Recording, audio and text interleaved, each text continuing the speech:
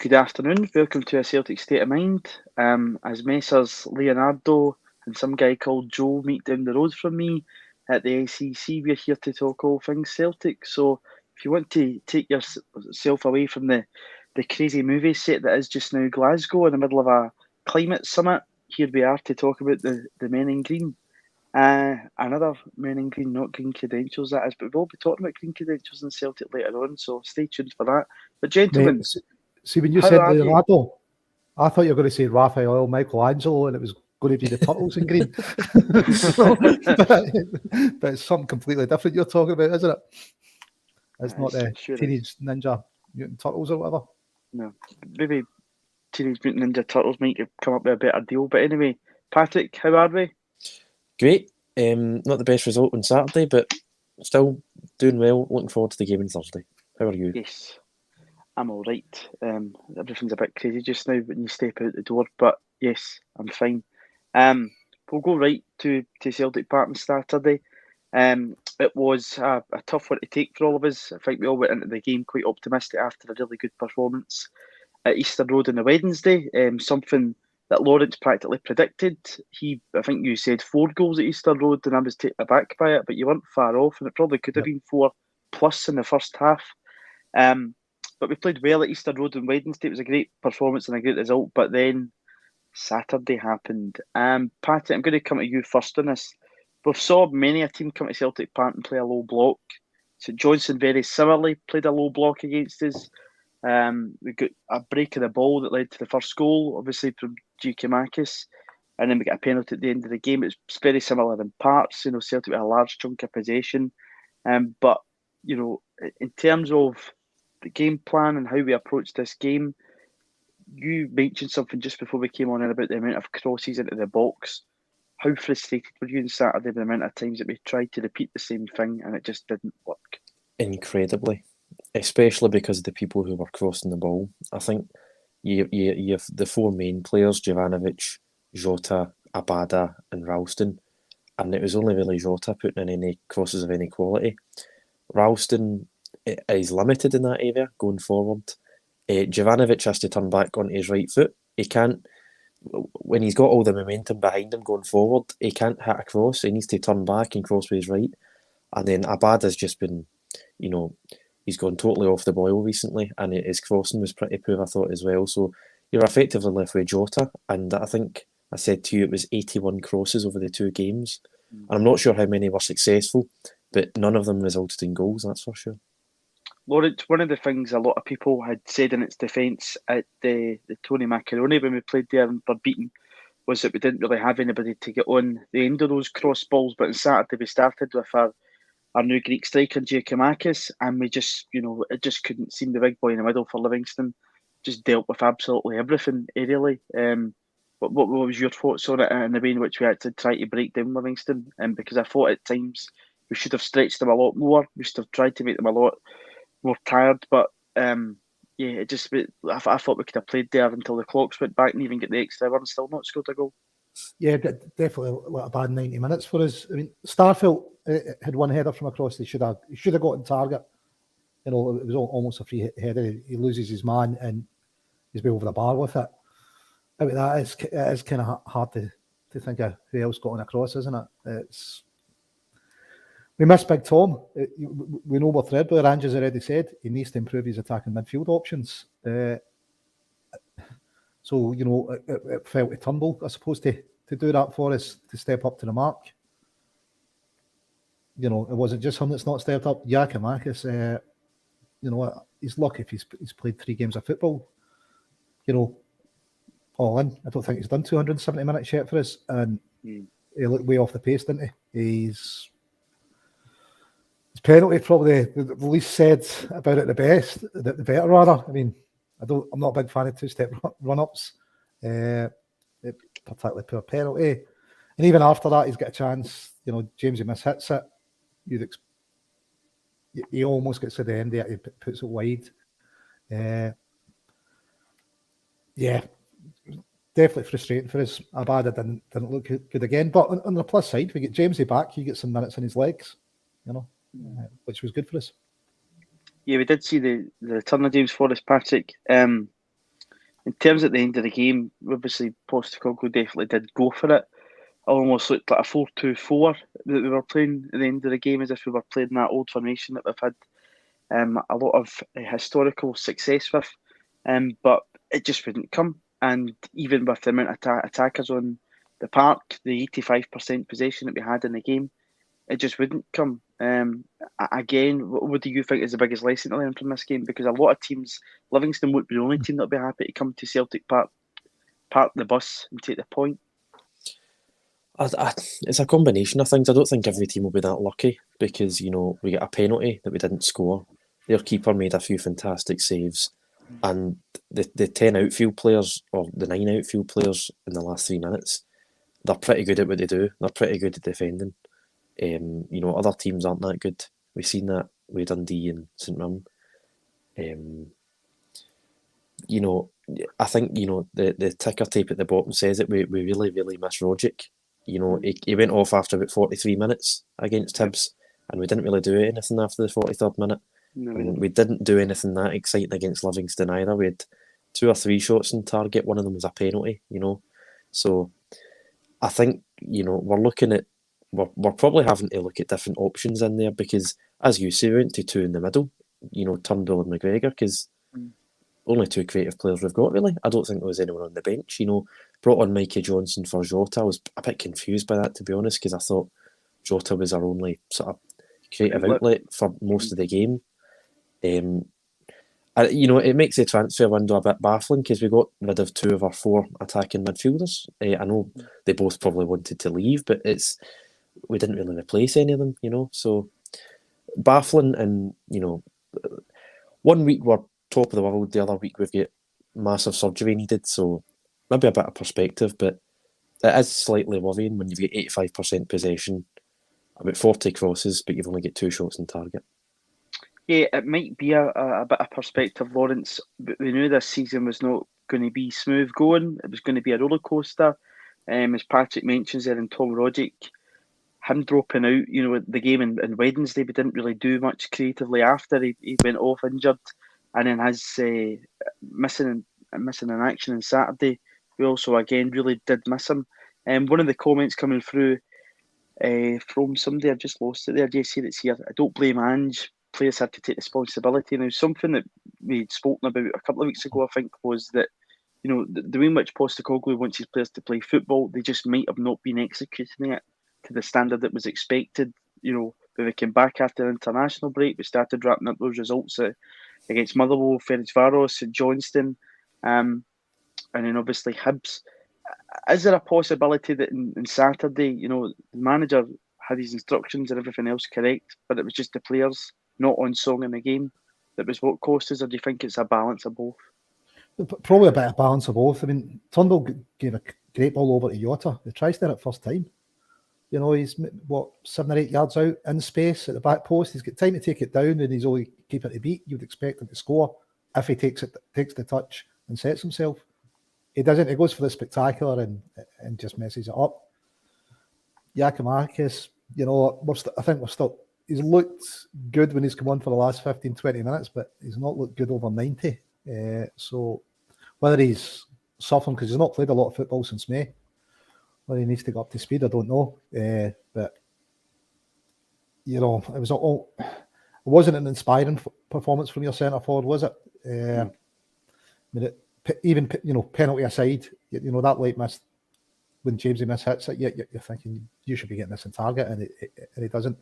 So, yeah, maybe a bit of both. But listen, the manager's already identified he needs another attacking midfielder. He's come out and said it, so he knows where I suppose the team's weak, which hopefully means that we're doing the work ahead of the transfer window open. We've already got a few targets for that position identified.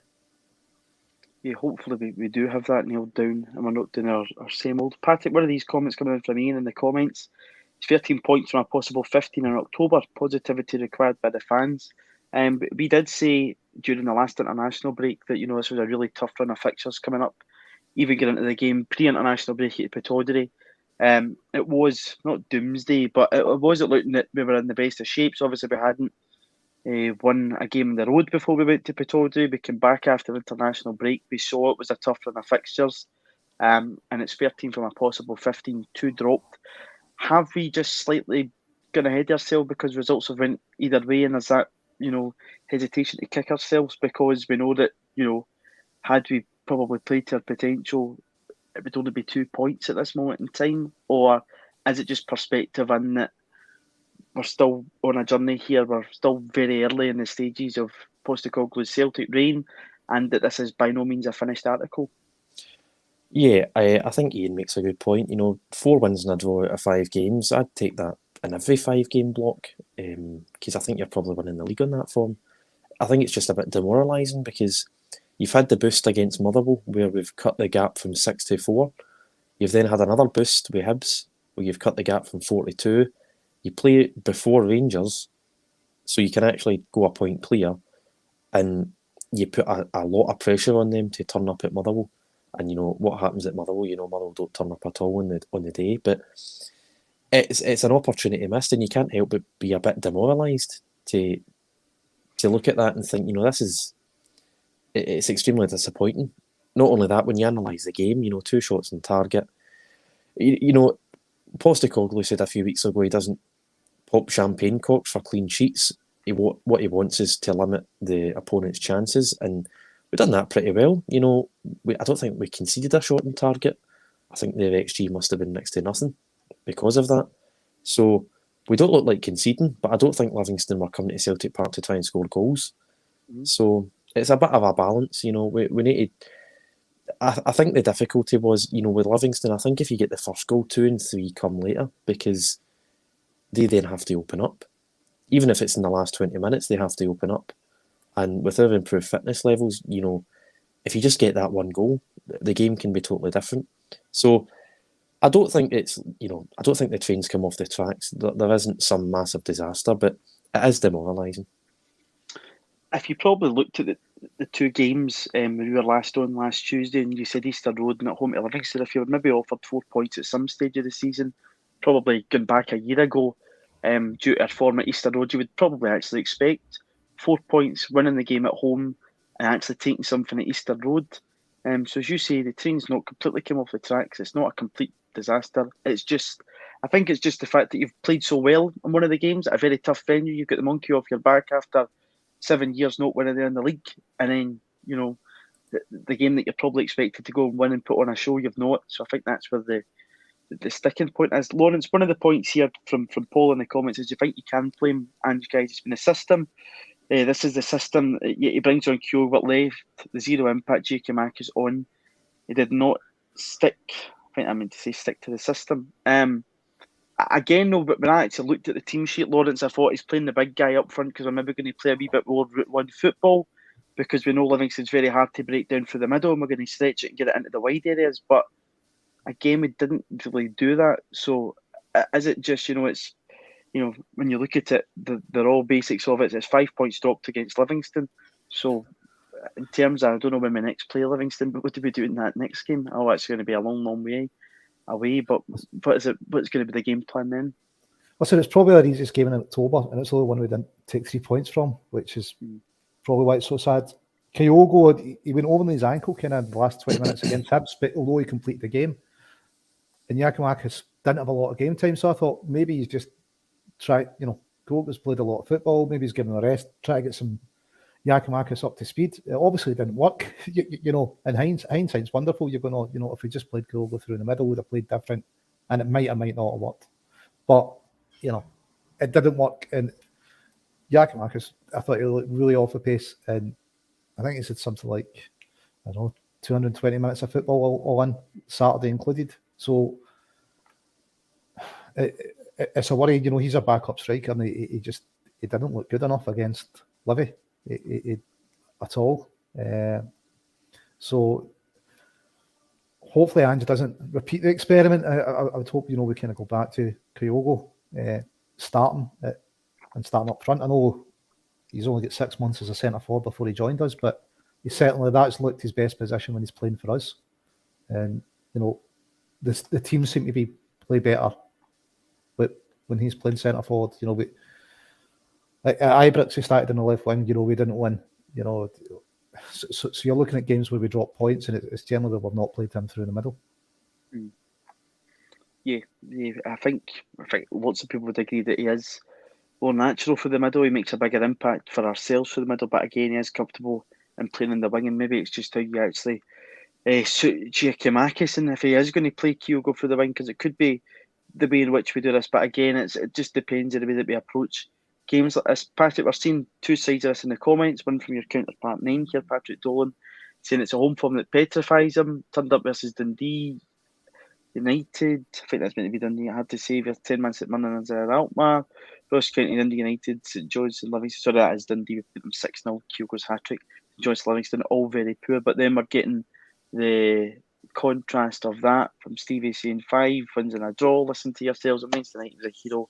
Saturday, he's getting it stinking. Where does the balance come in this, Patrick? People are saying, at home, there's questions to be asked. But then, as Stevie says there, it's been, as you say, you probably take what we've had post-international break so far. If we get a positive result on Thursday evening in Hungary and we beat Dundee at Dens, is everything rosy in the garden again? Probably. Yes, I would say so, actually. I don't think he's getting it stinking. I think anyone who's giving him it stinking is probably overreacting a bit. He's getting criticism because we've dropped points. I think every Celtic manager's going to get that for the rest of time, as long as standards are upheld. But it's not a disaster, but at the same time, it's also extremely disappointing. And there's no getting away from either of those facts. People are saying the league's over when we're 4 points behind on the 2nd of November. That's just not true. Some people are saying it's not a blip at all. I just think that isn't true either. 4 points isn't insurmountable, but it is. It's a sizable enough gap in a title race. So I don't think we should be worrying or getting too overconfident either way.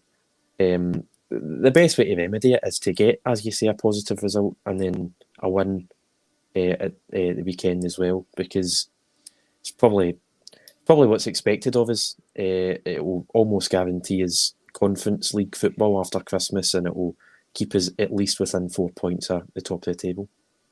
Lawrence, Patrick used the word positive there, and Kevin Graham's coming in the comments to say demoralising is the PLC appointing Mr. Higgins not winning a football game. Now, at this point in time, and this is only, it's assumed that former police constable, I think, Bernard Higgins, Assistant Chief Constable, yes, is expected to be appointed in a security role at Celtic Park. Now, again, heading into the game on Saturday, there was a good feel-good factor after the performance on Wednesday at Easter Road, and then this news broke. Now, again, something we said so much through last season was club having a failure to read the room. Now, I don't know what the position on this is. I don't think they've engaged with any fan group on it. The North Curve boys, other fans group on Saturday, made a very clear statement about it with a 30-minute silence at the start of the game. Again, it's just read the room and not to distract ourselves from off the park, because one of the things that shine through is we want positive football results on the park. We don't need off-the-field distractions that are going to hinder the team, which is something that the club basically created here from Thursday, I thought, after a very positive result at Easter Road Wednesday evening. Yeah, I mean, the timing of it is probably the worst. If they announce that right before the international break and give it time to settle before we play again, you're thinking it's a bit smarter. The appointment itself, it looks like, the club are going to take on the Green Brigade, or they're bringing in a guy that's certainly had a contentious relationship with the Green Brigade. So the club must know all of this. So whether they're fed up with, getting fines from UEFA, for players or whatever, and I've just decided, listen, we're going to bring this guy in to try and solve this. I'm not too sure confrontation is going to be the best way to solve it, but it definitely looks like a confrontational relationship, move, bringing him in. When they've done it, or when the news has been leaked, it's just ridiculous. No, we're having a great October. We've won 4 out of 4. We've still had a great October. We've drawn one game out of 5 and won another 4, but it could have been 5 out of 5. It's that they've got to realise that the club and the team were on the up. This could only have been detrimental to that. It could never have been a positive thing. Could never have had a positive effect on the team. So why was the news leaked then? Why didn't they wait till the international break? Why didn't they kind of plan this and think? what's the fan reaction going to be if we release this? They must have knew it was going to be negative. You know, they couldn't have expected anything else. So we'll try and control that news. Do it just before the international break, not right before we've got a home game when the team's starting to get a bit of momentum, and it can only detract from that momentum. You know, which I think it did. You know, whether it's the right thing to have a silent protest or not, I suppose it's up to the individuals that engage in that if they want to be silent. And you know, if the rest of the stadium doesn't agree, you know, they can make some noise for a change, I suppose. But yeah, I just think it's another bad move by the board. You know, we're finding, but it seems to be happening time and time again. They'll just make moves without, on the face of it, any real thought of how it'll affect the team or the sports. Yeah, Patrick, I think it was all about the timing, Lawrence said in this, and how it would be received, and it really is, in my opinion anyway, a case of read the room again. Yes, I don't think there's a good time to make a bad appointment, no. No. And it is a bad appointment. I agree with what Lawrence says. You know, read the room. This is just, it's ridiculous, really. I'm not sure. I remember Neil Lennon saying something after the flare at St Mirren about 2.5 years ago, that all the UEFA fines that we've accumulated for flares and banners and stuff from UEFA amounted to the value of a player. And I think, I want to say it was $500,000. Is that correct? Would I be right in saying that? I'm not too sure really of the sum, but I think that was where the comment was all along the lines of, yeah. Yeah, I think it was under £1 million anyway, which means you're getting less than 20% of Albion Ayeti for all the flares and stuff that we've released. So with our transfer record, I'm not sure all that money would have got as a particularly good player. They don't seem to treat money as if it's, you know, they don't seem to value, you know, the 30 million Champions League money the same way they do the 250,000 they spend in flares over a 10-15 year period. Not only that, Bernard Higgins, you know, I think if they're going to take on the Green Brigade, I think they might lose, if I'm being honest, because Bernard Higgins, the silent protest is organised by guys who have either had their doors chapped at 6 a.m. by police officers at the instruction of Bernard Higgins, or they've known friends or colleagues who have been arrested. And either, you know, I don't think the conviction rate was all that high with the OBFA, but they had it on their record that there's a file with Police Scotland for hundreds of these guys just for singing songs. And I think the whole point of the silent protest was, this is what's going to happen if Bernard Higgins was ever to get his way. He's going to just get rid of all the noise, all the atmosphere. And I like what Lawrence said there, you know, if people disagree with it, they can make the noise in the stadium because there's 57,000 people in seated seats that can make the noise. And by the sounds of it, they joined in the silent protest because there was absolutely no noise for the first 30 minutes of the game. And it also just goes to show how reliant we are on the Green Brigade. So, yeah, a bad appointment. I don't think any time's a good time to announce it, and I'm seriously hoping it doesn't go ahead. Yeah, I think that, you know, the club should engage with fans groups on this, and as we said there, clearly read the room. I think Saturday really, you know, it's a clear message sent from majority of people in Celtic Park. It wasn't just one section of the stadium, as you say, Patrick. I was at the game on Saturday, and apart from the applause at chances that we were going forward, there was no singing or anything else. So I think it was pretty clear how all majority Celtic supporters actually felt about this. So engage with the fans, listen to the fans, and I think that perspective will come across. But anyway, back to the game on Saturday. One of the blows also from the game on Saturday was Carl Starfelt, Lawrence, going off injured. He's had his critics, rightly or wrongly, but he's starting to form a partnership with Cameron Carter-Vickers. Going to go to Hungary in 2 days' time. Probably likely that Starfelt won't play that game. If it's going to be a while, who do we turn back to? Do we go back to Stephen Welsh at centre-half, or do we turn again to what we did on Saturday, which I didn't understand, and bringing Nir Beaton into the back four? For me, Beaton, I wouldn't have him in the back four. So either Welsh or Scales. I think I've said, kind of, I know you have different opinions. Europe's pretty much a bonus for me. So I don't know how close Scales is to being there. He's a left-sided centre back. We need a left-sided centre back. are we going to give him a chance and see if he can play that position for us? And it may balance the team out a bit better.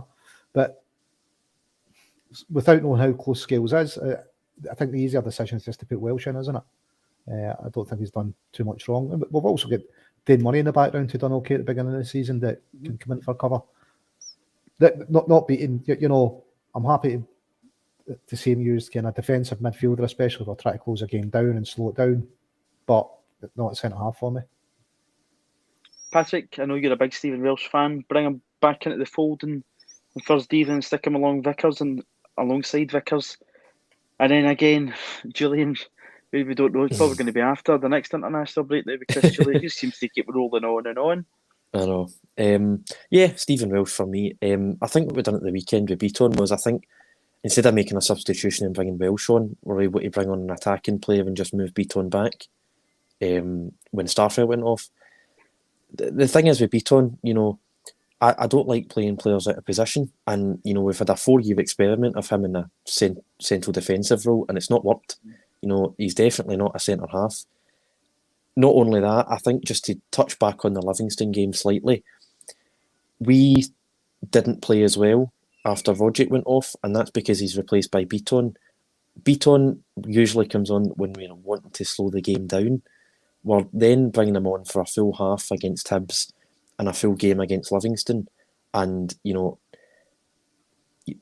to nobody's surprise, the play is slowed down. We're not our usual self and we struggle.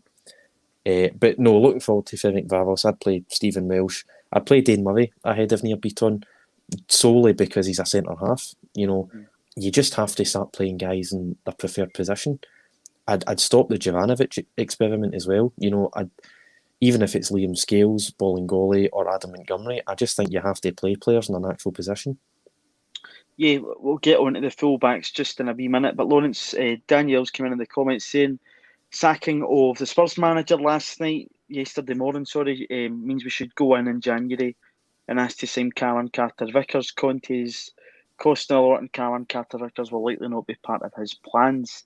Obviously, Nuno left Spurs yesterday. It looks as if Antonio Conte is going to come in there.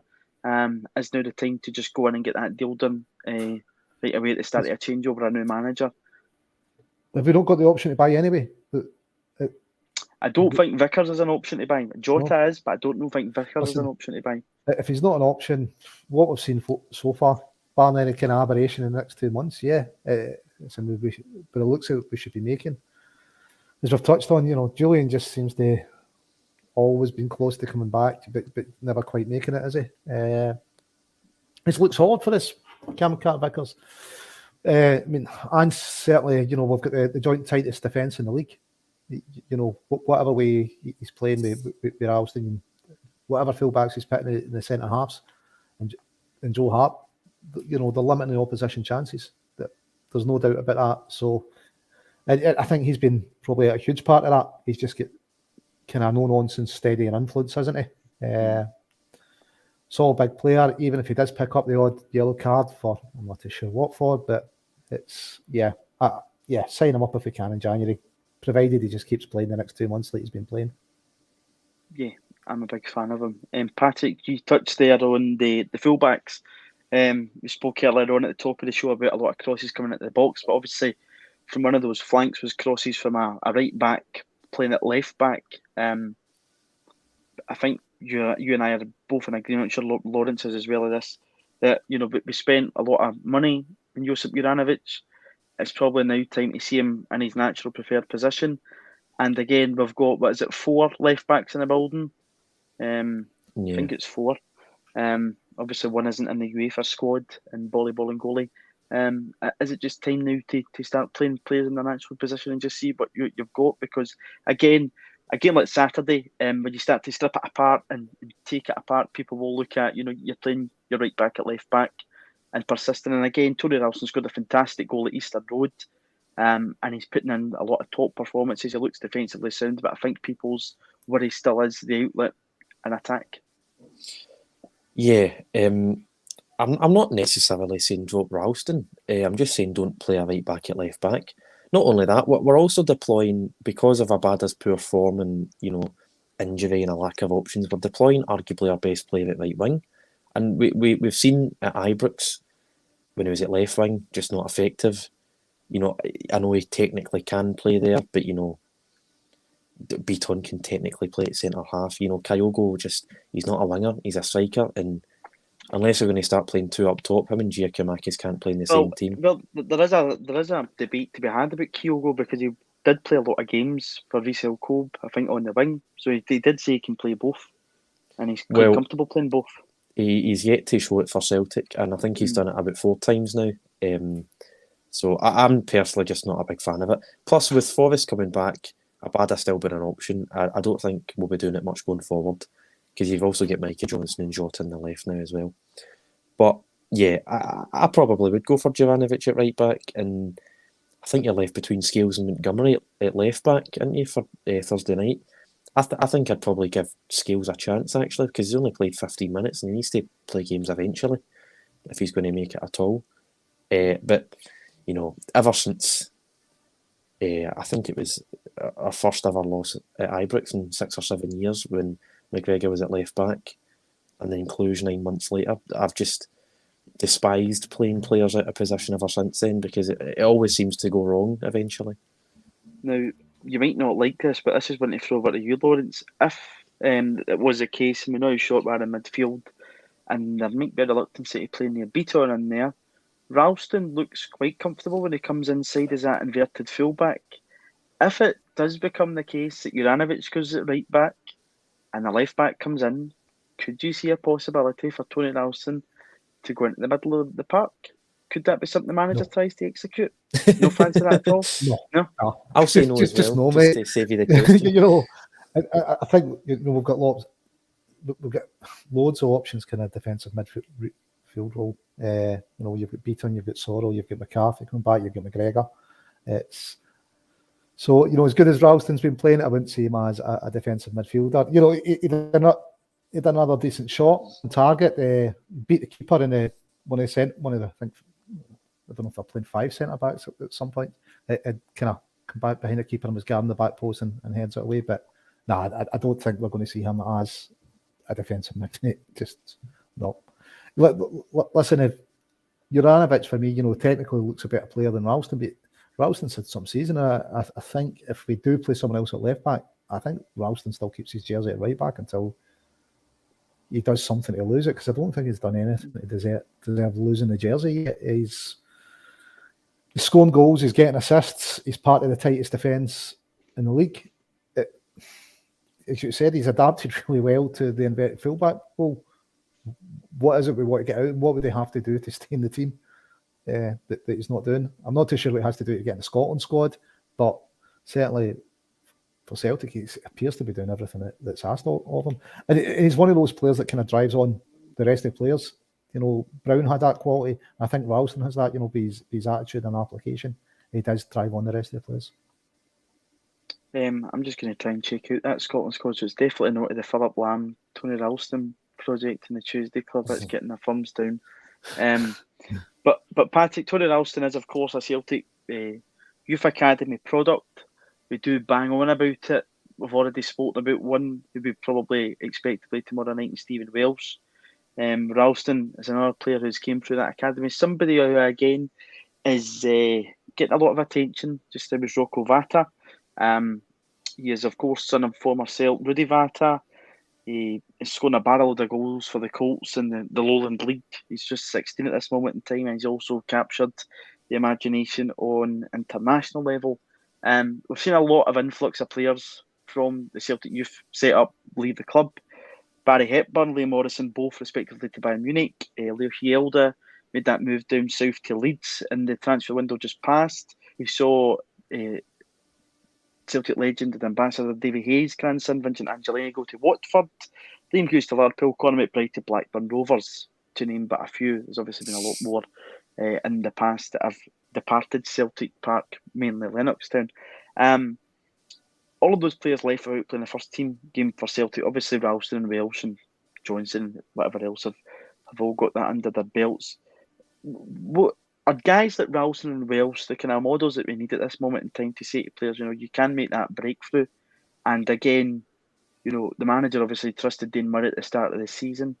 If you keep putting in the performances and, the drive is there and the clear pathway is there, is that all Celtic really need to do to be able to say to these guys, listen, you'll get a future here and you'll get a chance here?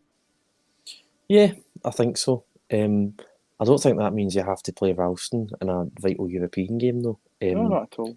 Not that Ralston shouldn't play. I don't think it should influence your selection in really important games.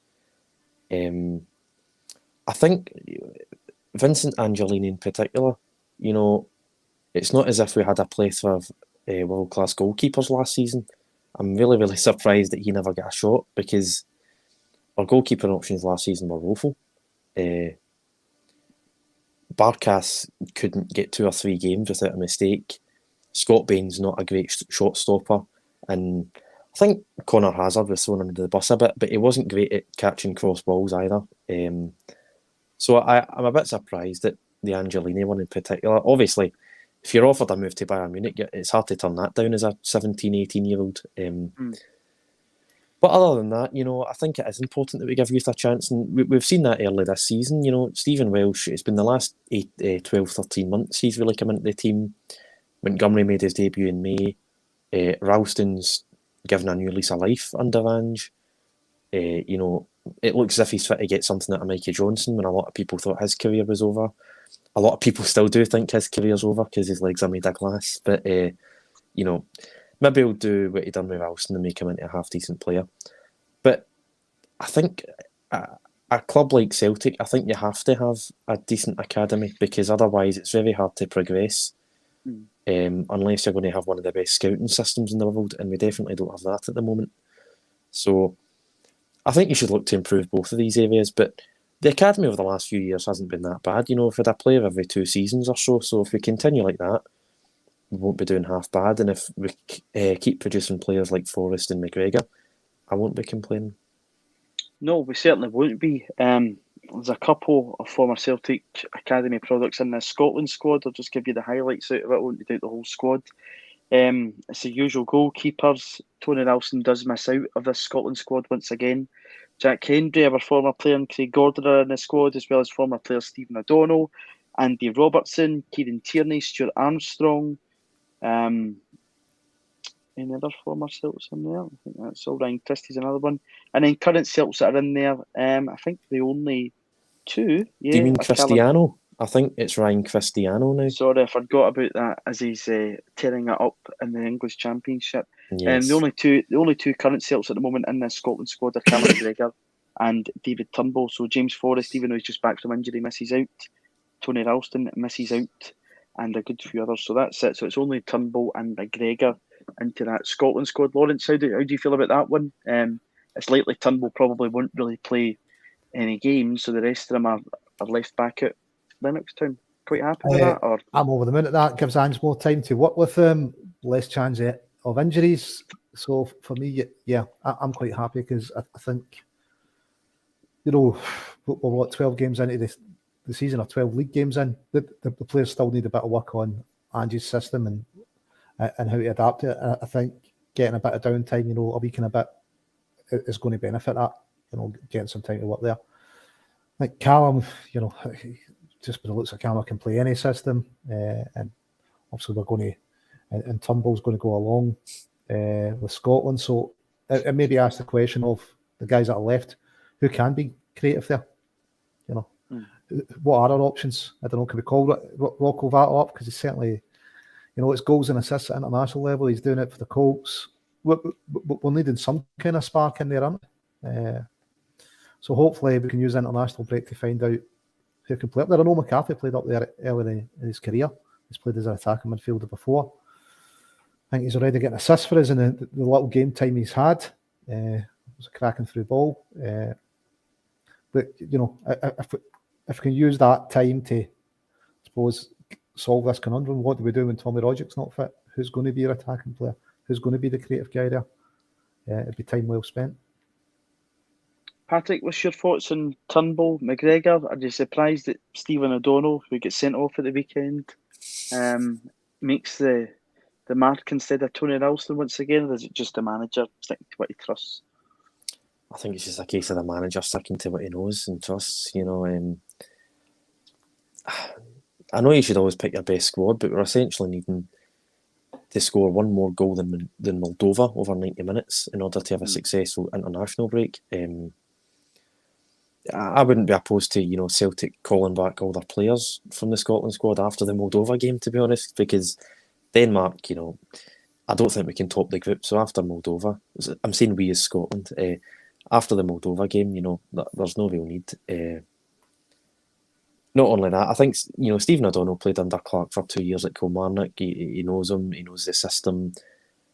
Patterson's done pretty well. Saying that begrudgingly, but he has done pretty well the few times he's played for Scotland. So it's disappointing, but it is a bit of a worry for Ralston because I can see Jovanovic taking his spot in the Celtic team pretty soon. So if it wasn't going to happen this time, I'm not sure whether that's going to leave him in March, which is I think is when the next international break is. We'll soon see. So you think possibly this might have been his chance to get to that squad? They might now have. It was a really good chance. I'm not sure if he's missed out for the rest of his career, but when it comes to March, I don't think he'll be in as good a position as what he is just now. That is something to consider. Yes, so to move on from that, just quickly, again, not to labour the point on this, but it's something that I know Lawrence doesn't mind a conversation about. Bobby Madden was our referee at the weekend, Lawrence, and he penalised Celtic for the same amount of fouls, 10 each, as the opposition, even though Celtic had 85% possession. Very strange. But what was your overall opinion of the referee's performance at the weekend? I was at the fans forum last week. The club mentioned that they are looking forward to the introduction of VAR in the Cinch Premiership. I think you're still allowed to call it Cinch unless there's still a court. I think there is still a court case rumbling under that. But we'll call it the Cinch Premiership. Would that be the answer? Or, again, is it just general incompetence when you're watching some of these performances? Well, listen, he said 3 out, I think there's maybe 16 refs, and he said 3 out over 12 games. He's 25% of a game so far. You've got to ask, why does he get Celtic games so often? What happens if he gets thrown to ref Celtic? Shorter drive for the house, mate, maybe. God, could be, mate. Could be. But, 10 fouls each. Yeah, he's kidding no one, but we saw it against Aberdeen, didn't we? It was 27 fouls. I don't think he's fooling anyone. The stats speak for themselves. There's definitely something strange going on in both those games. I think he was the ref at both at Aberdeen and he was a ref at Chelsea. Yep. Yeah, so was it 27 fouls against Aberdeen? Apparently they committed. So it's. Somebody will tell us in the comments. Well, listen, there was no shot there. And as poor a penalty as it was, there was 3 infringements in the box. The keeper's off his line. Levy have got 2 players in the box, and neither Madden or his assistant referee spot it. Although we know Madden is aware of that rule because he'd used it on Wednesday to order a retake. Listen, whether or not it's a competent or something else, it's got to be seen to be impartial. And I don't know any Celtic fans that would say that on the face of it, having a Rangers fan refereeing a Celtic game can be seen to be impartial from the outside. And I think that strikes to the heart of it a lot. You're going, look, these refs really should be declaring who they support.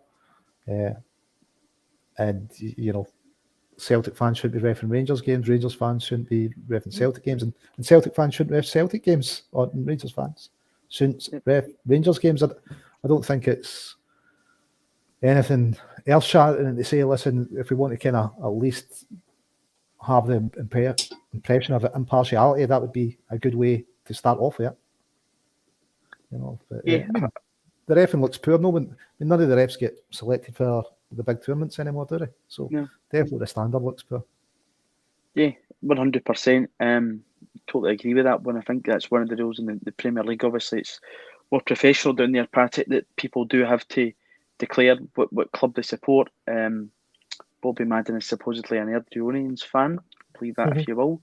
But yeah, I think that is one of the things, as Lawrence says, as a recommendation. And something else I think to consider is majority of the refs throughout the league all come from the one central part of Scotland. Why don't we have refs from Aberdeen and Inverness and Dingwall and other places such like. Obviously, I know there'll be stuff for travel and all that stuff, but as much as there's a lot of chat around this, you want there to be a good competence of refereeing in Scotland. And at this point in time, when you do watch games, whether it's Celtic or just other games, at times you're sitting watching it and being absolutely baffled at some of the decisions that go in them. Yeah, I think they'll come from Lanarkshire, don't they? Most of the referees. There's obviously something in the water out here in the countryside. Don't you become one? Not a chance. I'm not sure if Bobby Madden's real team. I don't know who he supports, but how people like Andrew Dallas and John Beaton can referee Celtic games, I really do not know. Andrew Dallas's dad was struck by a coin by a Celtic fan. You can go into the rights and wrongs. Obviously, it's wrong. We're not saying that the Dallas family are all massive Rangers fans, but you can't say that he's not going to be a bit biased. If your dad was hit by a coin by a Livingston fan, you're probably going to not like Livingston much. It's common sense. And then, of course, Mr. Beaton likes to drink in the Crown in Bellshill. Gets his pints paid from every weekend, apparently. But how these guys can, it's not just about refereeing Celtic games, it's about just being impartial in general in footballing games. And I think there's a conversation about goal line technology a few years ago, and Brendan Rodgers was asked the question, would you like to see it brought in? And he just said, I'd rather have full-time referees, because these guys, they have to work 40 hours a week and then do the refereeing on the side. They need to have full focus, and they need to be of top quality.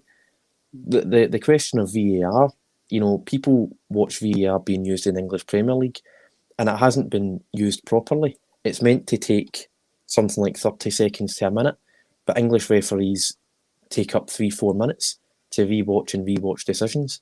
It's not meant to take that long at all. But yeah, I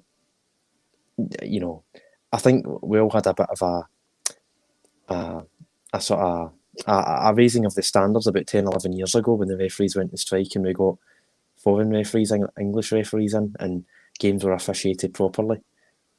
So hopefully we can up our game a bit and become a proper footballing association and get some proper referees in soon. What do you think about, Patrick? We're not the only country that suffers from this, because some of our refs go to ref the big derbies in Turkey and Greece and elsewhere because their refs can't seem to be impartial.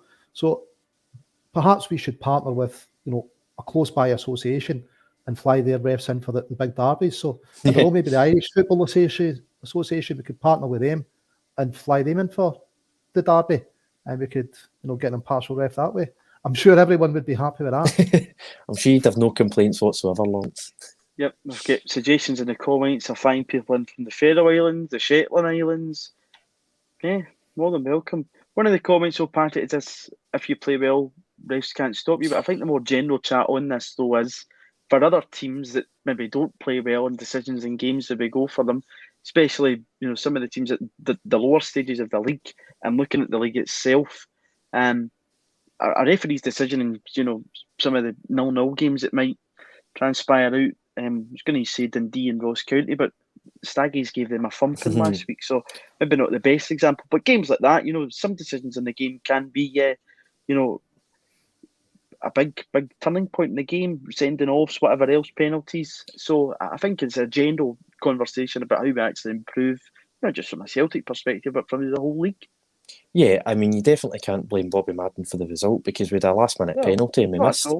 But you can still criticise his performance. Being totally objective, it was an absolutely terrible refereeing performance. I thought he left his cards in the house, because the amount of fouls he was giving out, and not a single player was booked, to my knowledge, until that red card in the 93rd minute. Not only that, everyone knows Jock Stein's quote: "If you're good enough, the referee doesn't matter." Over a 38 league game period, maybe for Celtic that's true, but for just about any team in a cup competition, a bad refereeing mistake or a bad refereeing performance, it changes your entire season. If a lower league team is having a good run in the cup and they're on the bad end of a refereeing mistake, that's devastating for them, for attendance, ticket sales. It's not good enough, really. And with VAR, you like to think it would be slightly better, but at the end of the day, it's still the same human beings making the decisions. So, well, on your point, look at Albion Rovers. You know, they looked like I filled the keeper a few years back. 2014, Billy O'Morphy, I remember it well. Yeah, it might have been Beaton, might have even been the referee then. It might have been another one of Beaton's aberrations. But, honest mistake, Lawrence. Honest mistake. Yeah, but listen, there seems to be one part of the camp says, look, referees are beyond criticism. We don't need to change anything here. And I don't think that's true. You look at the stats, it's just incredible, some of the stats that came out. Why would we not want better, more professional referees? And why don't we speak to, whether it's Ireland or Wales, other countries out with where we can get refs that would be seen to be impartial? We can share a pool of refs across other countries. You know, our top refs, they do fly to Greece and Turkey and pick up fees because they're seen as impartial. Because they're saying, well, we can't have someone from this country refereeing in the derby because they're not going to be seen as impartial. Whether they're impartial or not, it's the fact that they're not going to be seen as impartial. And I think that's probably, the biggest problem we've got here. They aren't seen as impartial. It doesn't help it if they go drinking in a Rangers pub after it, or if they jump on the Rangers supporters bus for the Salmon Leap or whatever. It probably doesn't help the perception of them as, being impartial. No, it doesn't. On that one, Doogie scandal, if you remember that famous day at Tannadice. For the last 10 minutes, Fans Forum happened on Thursday evening. I was one of the lucky attendees at the Fans Forum. In case anybody doesn't know what the Fans Forum is, a group of Celtic fans meet 3 times a year usually as the target. Club representatives are there, and supporters like myself and many others are there to hold the club to account and ask them questions and get a general update on what's happening. The last time we met was in May, pre-Postecoglou. But some of the meeting highlights from the Fans Forum were no tickets for the away game on the 2nd of January. Sorry, no tickets for the away fans on the 2nd of January at Celtic Park. That's obviously the Glasgow Derby fixture. The club look forward to the introduction of VAR. There was no really clear answer on director of football or head of football operations at this moment in time. Barrowfield development is still within the sights of the football club. Obviously, they said that a lot of their spare capita investment was parked to the one side due to COVID. There is still plans to look at South Stand development. A focus group is going to be developed on that, because if you do sit in the main stand, especially I think if you're a female, the facilities aren't great in a stand that is well over 100-year-old in some parts. And again, the club retained their full focus on the playing squad on the park. Patrick, a few things to touch through in those.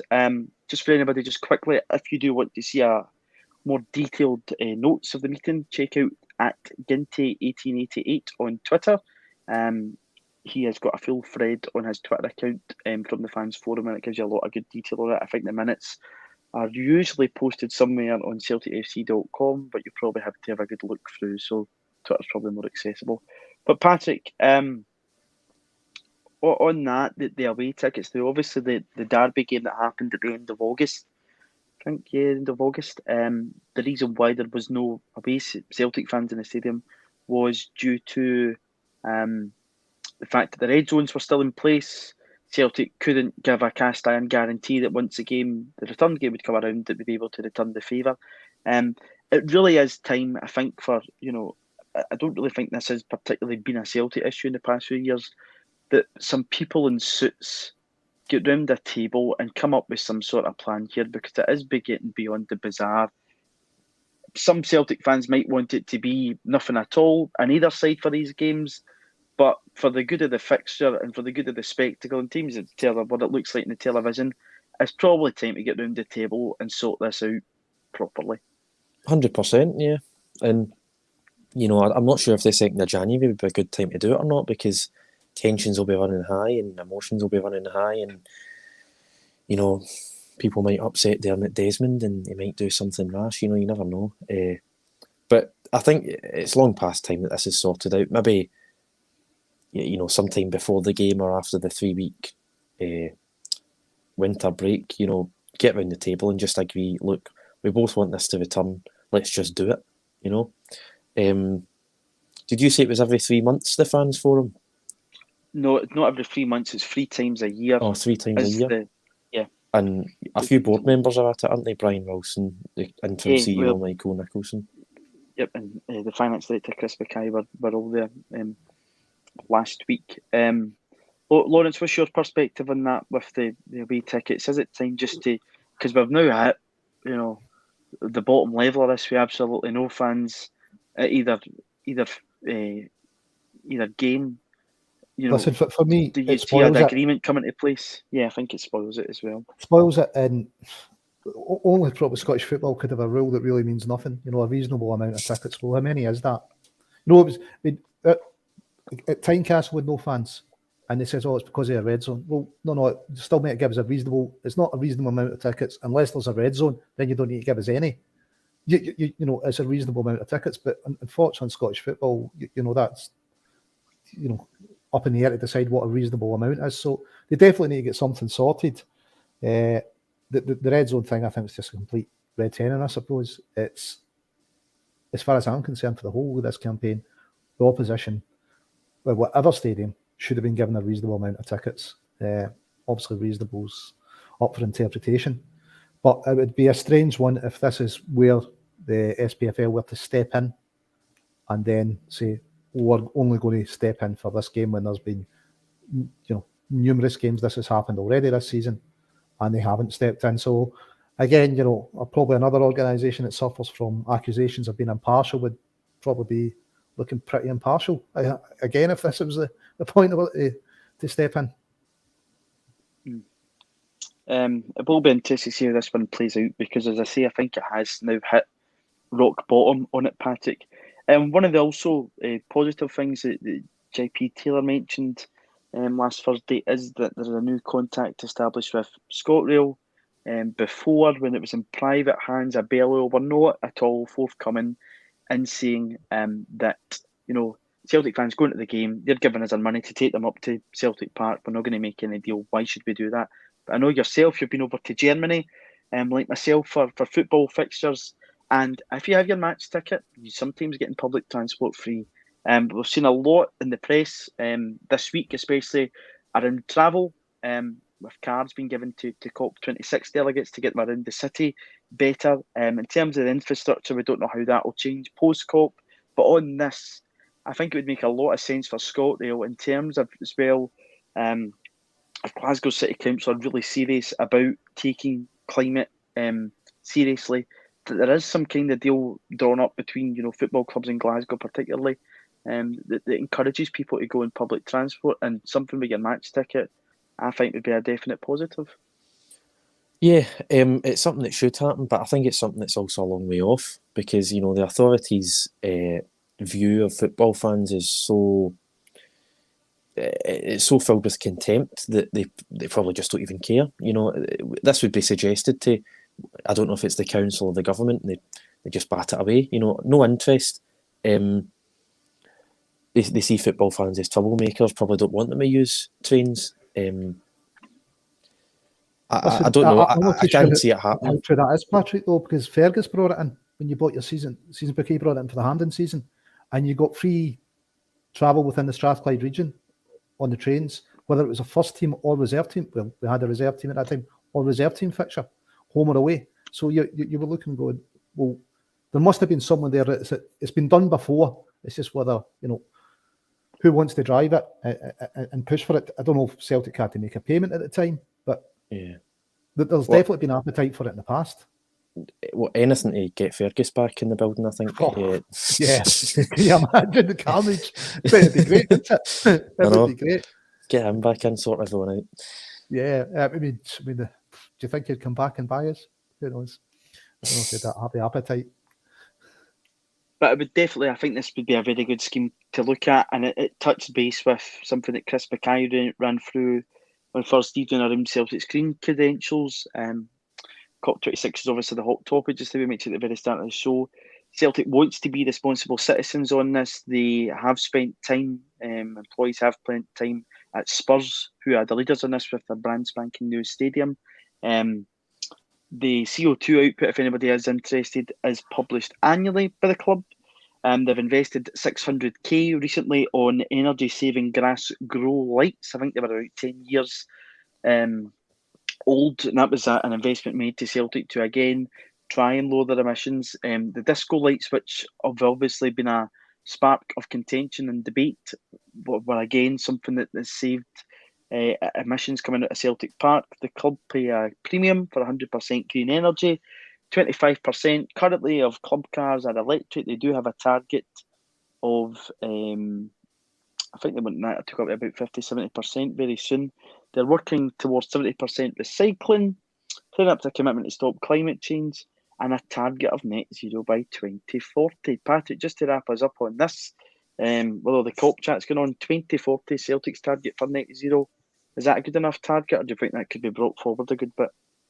I think it's more ambitious than the government's, is it not? I think it's Yes, 3 I think years. 3 years more ambitious than the government's. So, it's obviously a smaller operation. They're not looking at the whole of Scotland, but I don't know. It's interesting. I mean, I don't know the ins and outs of how to transform a football club into a net zero organisation, but yeah, all for it. If they can do it quicker, do it quicker. But obviously coming out of a pandemic, they've got financial commitments to Barrowfield and the such, and the way to improve the team. It's a difficult one. I'm not sure that we shouldn't be entirely relying on private companies to set their own climate targets, because some of them just won't bother. But 2040 I think is quite good, because I think the world in general is aiming for 2050. So it's quite ambitious. I agree with you, Patrick. I don't care about Celtic's net zero target. I just care about them winning trophies. But listen, if there was more joined up thinking from the government, the Commonwealth Games, the infrastructure was still there, the old Celtic Park Stadium, the banking, i.e. up to London Road, to put, reinstate the train line that far, but obviously they've done away with that now. So, joined up thinking they've got a stadium that gets 60,000 every second week, and is particularly poorly served by public transport, whether that's, bus routes to there's hardly any buses going along London Road. And, they've recently brought in the parking ban round about the stadium. It can't be good for anyone that's not the best on their feet to have to walk these distances. They brought in that parking ban and not managed to replace it with any sort of public infrastructure to make it easier. It's allegedly a climate thing, but, if you're not going to replace it with proper public transport, then people are just still going to drive. They're just going to park a mile away. Well, you think it's not just Celtic Park. You've got the Emirates Arena across the road. So you think it's two major sporting arenas in Scotland. And you've effectively got Dilmarnock Station. That's all you have. Yeah, which is almost half a mile down the road. It's nuts. Yep. So I think as you both have touched on, I think to try and hit targets like that, again, it's not just Celtic's responsibility on this, it's the surrounding area and the infrastructure that's put into place. But it's a very ambitious target. Hopefully the club are as ambitious on the field with targets, and in those years up to 2040, hopefully there's a lot of trophies coming back to Celtic Park. But until then, we'll be back next week. Next week will be International Week. We'll still probably have lots to talk about. We've got 2 games before then. Usual guys will be back tomorrow to look forward to Ferencváros on Thursday. And then after that, they'll be looking forward to Dundee on Sunday. Thanks for everybody, as per usual, for commenting. Your comments are always very welcome. It's good to get everybody's chat. There was a lot of chat about Greta Thunberg in the comments. Didn't think I'd ever seen that in ACSOM, but hey ho, there we go. We're living in a crazy world. Gentlemen, a pleasure as always for joining me, and to everybody in the comments, thank you for joining us on A Celtic State of Mind.